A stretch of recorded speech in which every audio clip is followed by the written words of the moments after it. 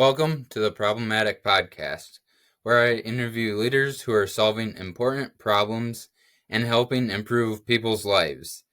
Follow this podcast to hear from visionary business leaders every week. And now here's Thompson.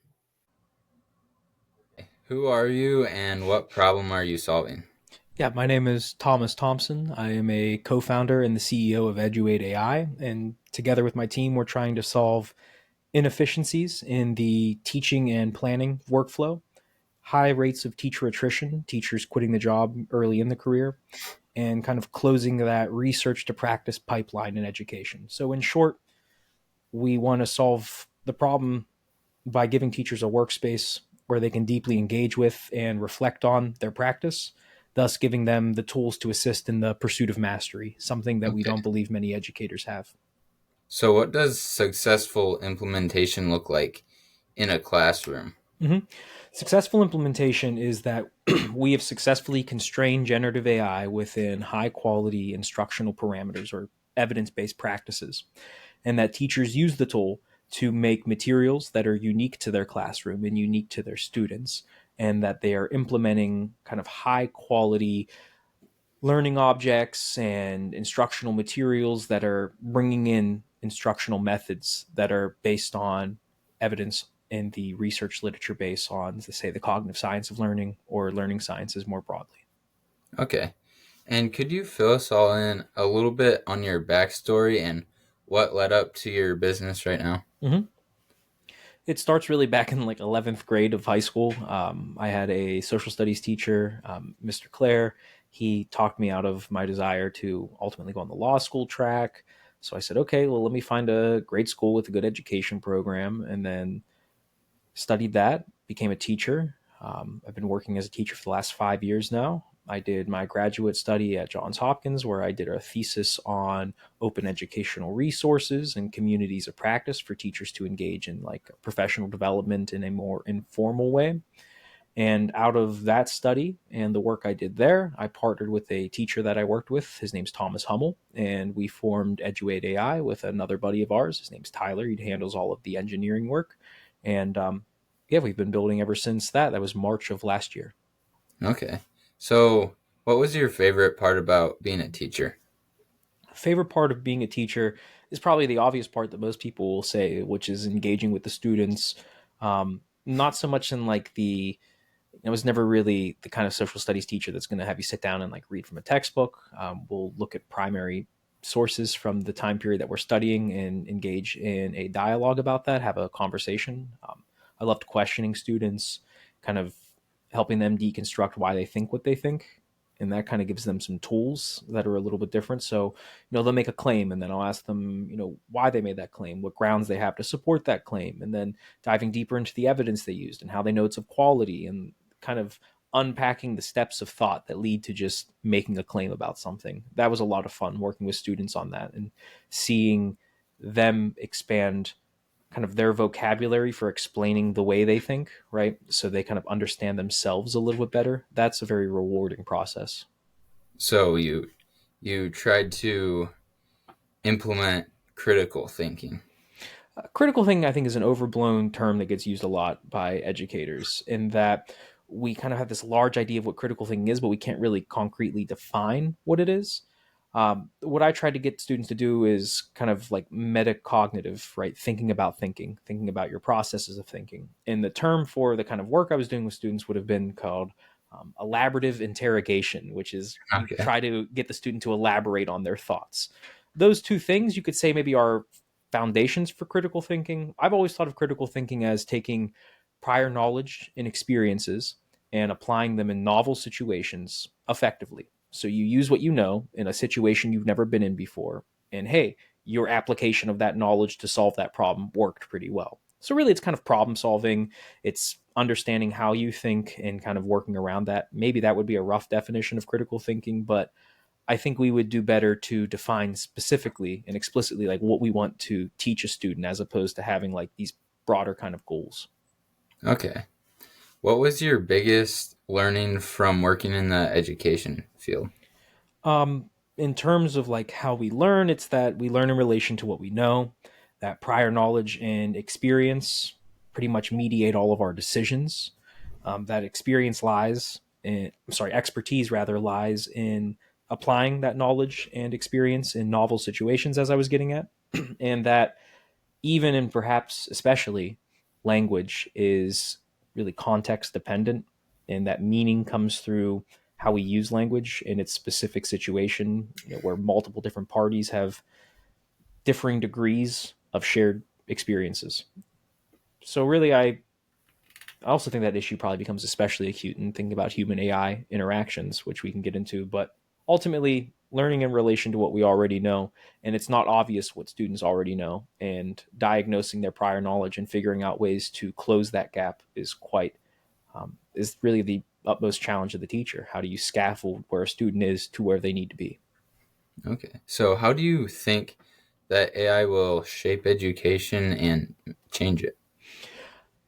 I think generative AI can help shape education in a positive direction by making access to learning materials more readily available and personalizable. Now, when I say personalizable, I don't mean like you're going to change a multiple choice question around so that it includes examples of baseball because Devin likes to play baseball or something like that. Like, I don't think that's true personalization. Personalization comes in the path and pace of learning, not just in like the process. The product should always be the same, is that the student is learning something new closer to the curricular goal that you've set. But yeah, I think that's pretty much where I would take that. Okay. So how do you think AI will shape education? Like, where do you think it will be in 50 years?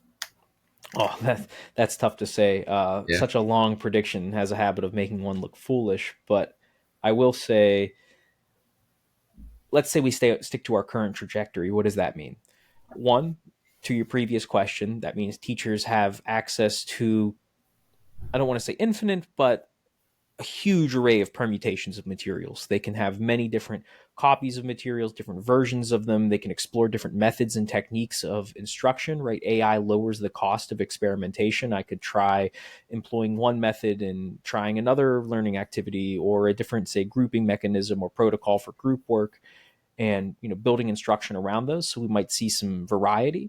I'm hoping it has the effect of making the preparation of curriculum more bottom up affair as opposed to top down. I'm hoping it loosens control of textbook publishers over schools and frees up their budget to focus on other projects and programs by kind of integrating the variety of tools you might need to do lesson planning, putting them all in one place. And then, of course, there is the other side, the student facing AI. I mean, in the next 50 years, guaranteed, we're going to see AI tutors, perhaps AI tutors that are responsive to the students. That's kind of the promise and the main critique of the technology, which is that, if you watch the GPT 4.0 Khan Academy demo that they did that must have been 2 months ago now, the AI had a habit of interrupting at the wrong time and like trying to correct the student before he really had a chance to think about the problems. So I think an AI that is actually intelligent and personalized to that student, responding to that student in real time, as opposed to like pause for 5 seconds. Student did not respond. Respond with a follow up prompt to get the student to the answer. If the answer is not received, respond with the answer. And it's like, okay, that's not, figure out where the student is breaking down and then addressing that gap and then closing that gap and then bring the student closer to where you need them to be. That's a much more kind of socially dependent interaction. So I think it's not going to be like the replacement of teachers, as many people fear or hope in some cases, which is a little scary. Rather, I think it might augment teachers so they can do a wider range of tasks with the time they have. Teachers are already being asked to do a lot of different tasks, and that comes at a cost. There's a lot of task switching, the feeling of being overwhelmed, of being burnt out, and that's kind of pervasive in the education field. So instead of expanding the amount of time teachers have to do tasks, kind of limit the amount of time it takes to do any one task, and then make the teacher more effective and efficient to be the teacher that they want to be. Okay. So you worked in the education field. You taught and educated Mm-hmm. other people, but how do you educate yourself and invest in personal growth? That's a good question. I read quite a bit. I mean, reading is kind of the foundation for me, reading and writing. When I write, I think about the ideas, um, but I also do a lot of talking. That kind of interrogating students to get to the bottom of their thoughts, I turn that inward quite a bit. So it might just be me, walking the dog, kind of rigorously questioning different propositions that I have in my head and why I believe them and trying to find, support for them, and then changing my beliefs where no support can be found, and kind of just constantly looking inward and evaluating why I believe what I do and why I think I know things, thinking about what I don't know, and then doing research to kind of close those gaps. But, the more research you do has the habit of showing you more of what you don't know. So the more you know about something, the more you realize you know nothing about it. Um, Practice, deliberate space practice. Like if I'm doing learning a language or something like that, which I'm currently trying to learn Japanese, that would be just consistently practicing every single day, getting a lot of repetitions in with that practice, interleaving in new concepts in that practice, periodically testing myself to see if I've made progress. Um, but also like physical training, just a lot too helps. That might be doing some sort of like gymnastics in the morning, loosen up, and then I'll do some like weight training in the afternoon. That helps. I'll do Muay Thai as well. So, like physical exercise, just really kind of rigorous physical exercise or training of any kind, mixed with some study and just a lot of self inquiry. Those Okay, three things really, I think, lead to some good learning and allow sure. me to perform at a level where I can take in new information. So you mentioned that you're learning Japanese. Mm-hmm. Why do you want to learn Japanese? I love Japanese literature. I love Japanese kind of different cultural traditions. So, like the Zen Buddhist tradition, going back to like Eihei Dogen in the medieval period, learning about Japanese history. So, being able to read some of the primary texts would be amazing. I would love to be able to read the language so I can access that country's beautiful literary tradition that I'm kind of out on now because we haven't translated a lot of it to English. And my wife and I plan on living there for a time. They have visas, so you can kind of do digital work and live there at the same time. I would like to explore doing that because there's plenty of places I would like to see there. So That'd be really having cool. that would be, I mean, that would be an amazing experience. So having that and understanding, the written work, but being able to converse with people in it. So there's some Hmm. practical reasons, some literary reasons, and just some general reasons where it's like, well, why not try to learn another language? I'm going to die one day. I might as well do some interesting things like Right. learn something new. Yeah. Have you done any other traveling? Yeah, I've traveled to Indonesia, Qatar, Greece, Mexico, but like most Americans say they go to Mexico, that means they went to Cancun or something like that. Um, yeah, that's it. Just limited travel experience up to this point.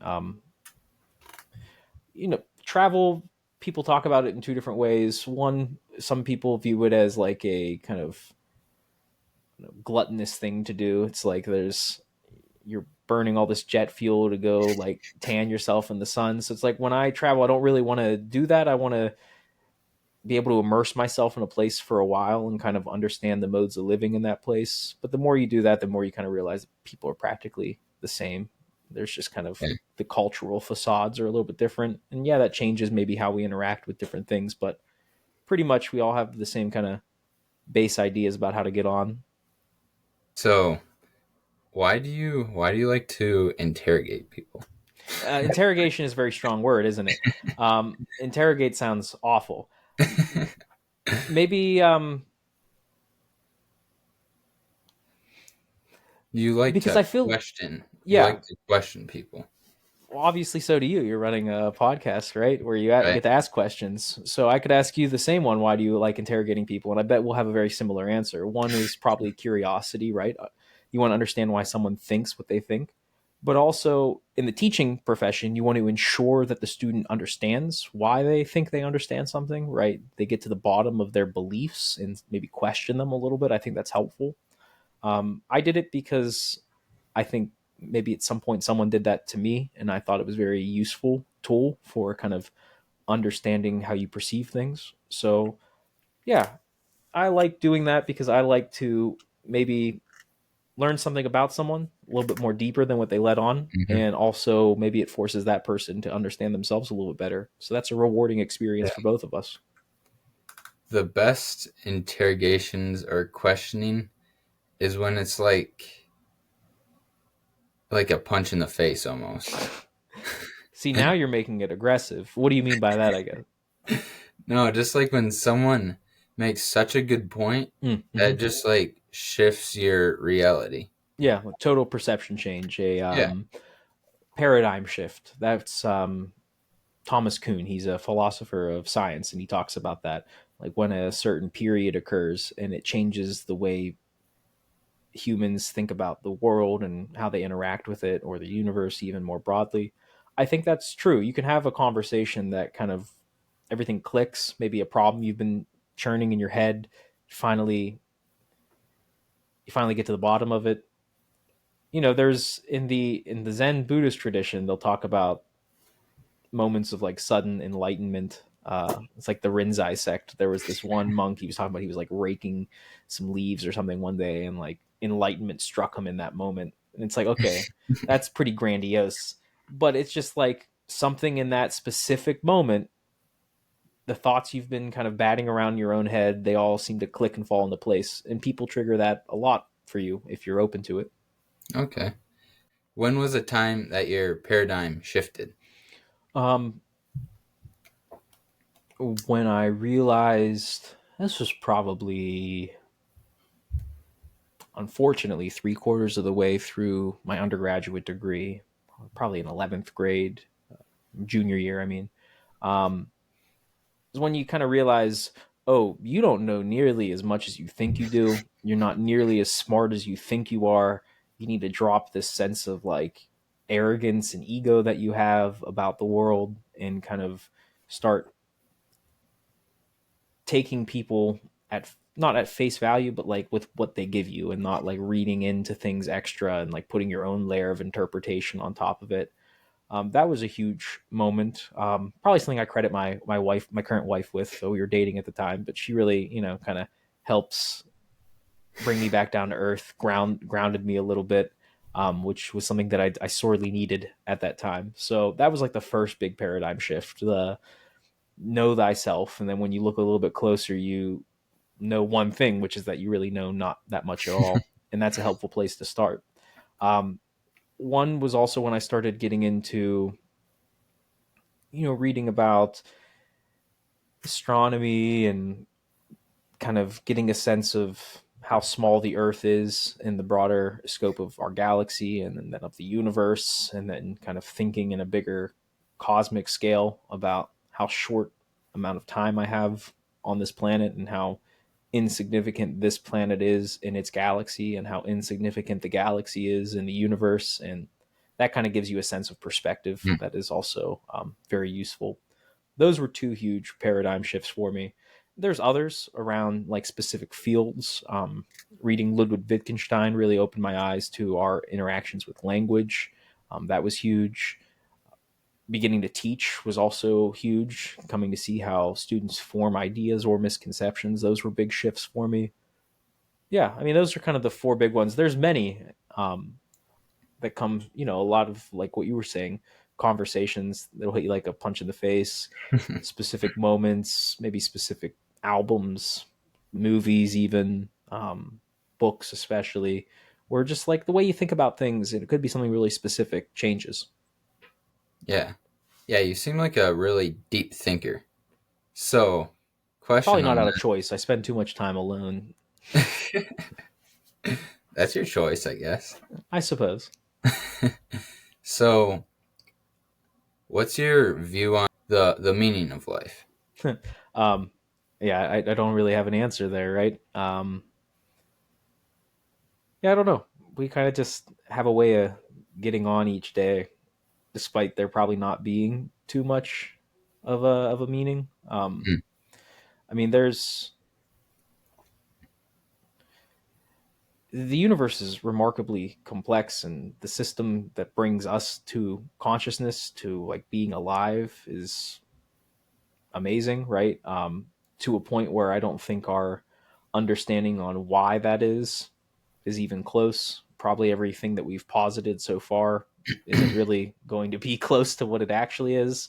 I don't know. Maybe I'll know when I die, but maybe that's also too late. Maybe the whole point is what we're doing right now, which is just, I guess I pursue my day to day as if my main goal is to just have the most positive impact I can on my fellow people, do what I can to hopefully prolong our species and become a better version of myself in the process.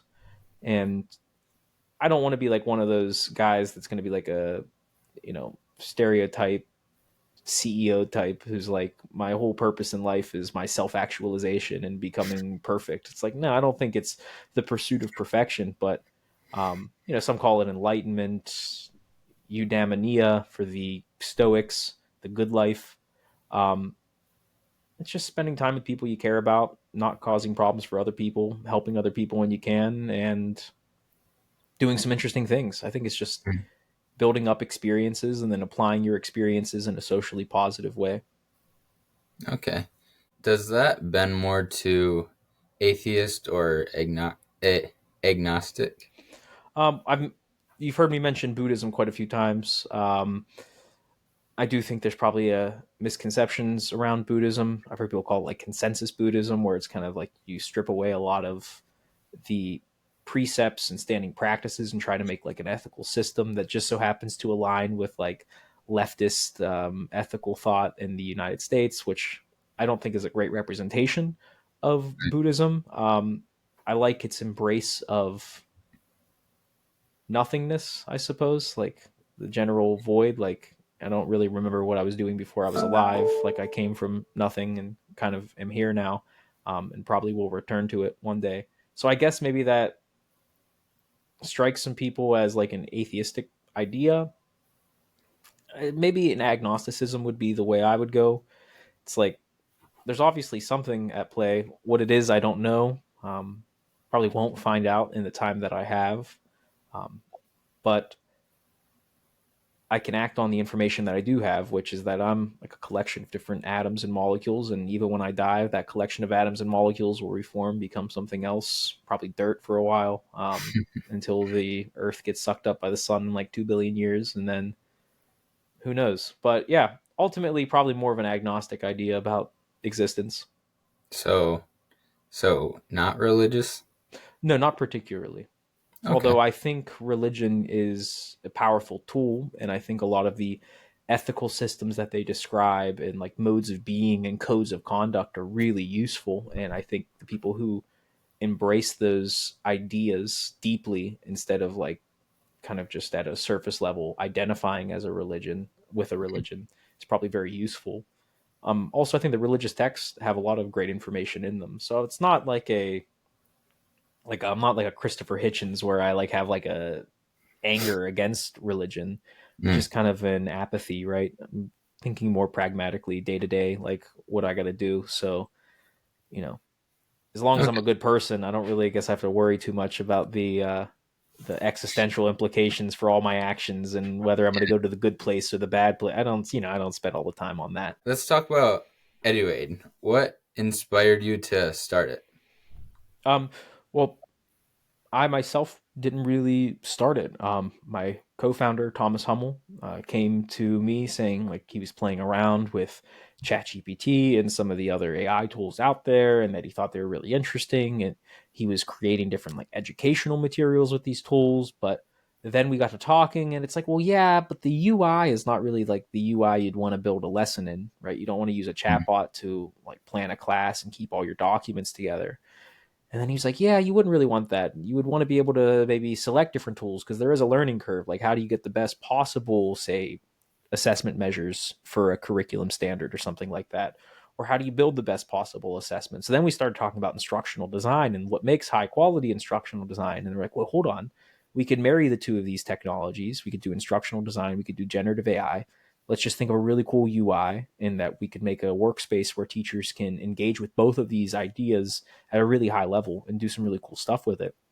And then we started putting guardrails on it. It's like, okay, well, now let's constrain AI within evidence-based parameters. So then we started doing interesting things with AI, like around retrieval augmented generation and building different chains of thought. And that was a pretty fun thing. So playing around with different prompt strategies, and then like in the very not in the architecture of the models themselves, we use different AI models like Claude and GPT 3.5 Turbo, GPT 4.0, Llama models, all of those, doing different things around retrieval augmented generation, which is where you provide your own corpus of data for the AI to then retrieve information from, and then making that more accurate, the retrieval aspect.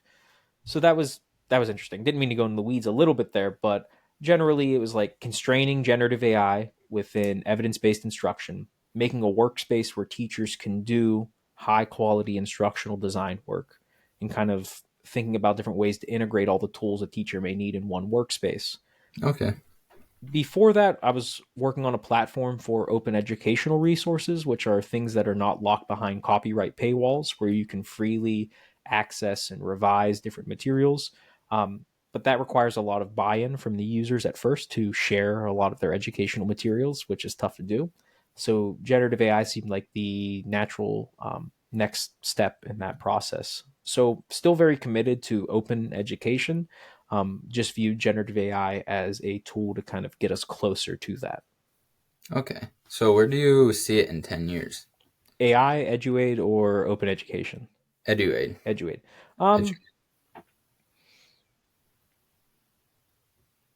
10 years, it could be, let's say, like embedded in different tools that are out there. So maybe it would be useful to be connected to a broader system that has like student information management, like your Power School, things like that, where teachers are taking attendance and that kind of stuff. So, like maybe embedded in the larger tech stack that a teacher may engage with to make a more integrated experience. But that's only like one avenue. We're launching our research network where we're going to say better evaluate these tools and their effects on student learning and teacher outcomes. So perhaps as kind of establishing a broader framework for AI in education and being that example, and then continuing to iterate as the technologies do around us. That's one possible path.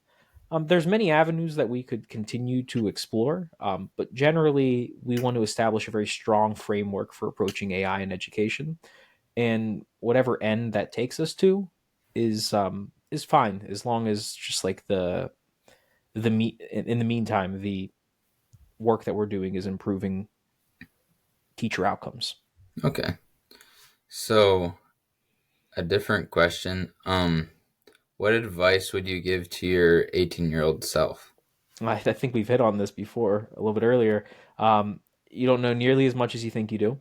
Hmm. Know yourself a little bit better so you understand why you react to different things the way you do. It's like, why does a certain stimulus, be that a conversation or something someone says or a look that they give you, or like, I don't know, whatever else it might be, why does that trigger certain responses in yourself? So, like, know yourself a little bit better. And then once you do, kind of get on a path of improvement, tighten up the areas where it's like you're only like bringing a headache to other people around you, or hurting those that you care about, or maybe inadvertently insulting someone. You're being a little too blunt with your questioning, like, interact with humans in a more socially friendly manner, that kind of stuff. So, like, know yourself, take a minute to like unpack why you believe the different things that you do, and then understand that maybe a lot of your assumptions are false. So how can listeners get involved and support your mission? Yeah, I mean, we use all the different social medias. Eduaide AI, which is EduAide.ai. That's the name of our site. That's how you get to our site. We have our blog there, but we're also on LinkedIn, TikTok, Facebook, Instagram, whatever else people are using these days. I don't manage a lot of the social media Okay. stuff for us, but yeah, we're on all of the social medias. You can go to our site, podcast as well. If you go in your favorite podcast app and just search Eduate, I'm sure it'll pop up. We do a bunch of these. I love talking to folks like you. Okay, awesome.